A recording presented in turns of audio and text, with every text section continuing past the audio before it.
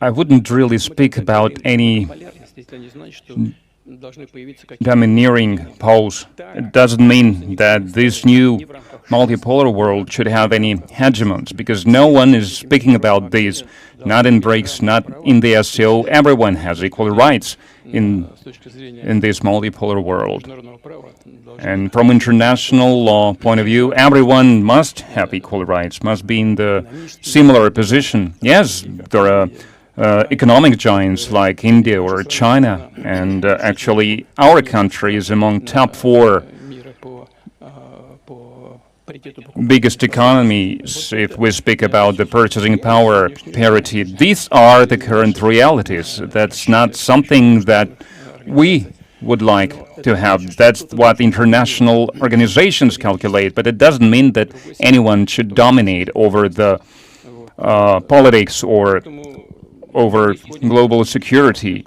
So we do not believe that there should be some leaders of Russia and North Korea and China together. The first time the leaders of those 3 countries have been together to sort of show solidarity. You said that they're conspiring against the United States. What do you think they're conspiring to do?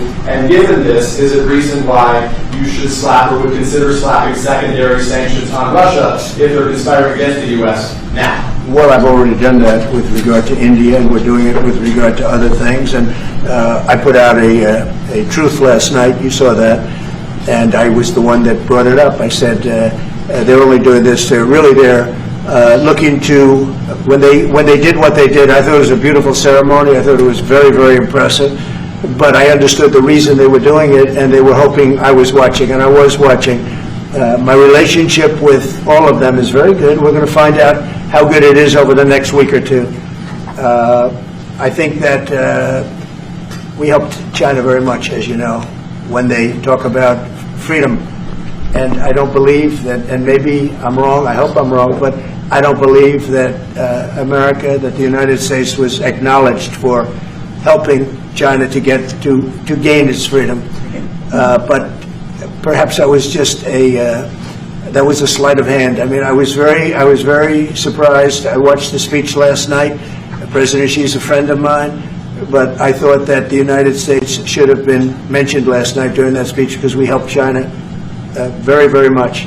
They should have invited you, Mr. President. Do you think they should have invited you? You've expressed many times your frustration and disappointment with Putin, but there's no action since you took your office.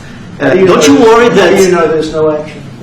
But don't you worry... What actions did you take? I'm with Polish radio. Okay. How do you know there's no action?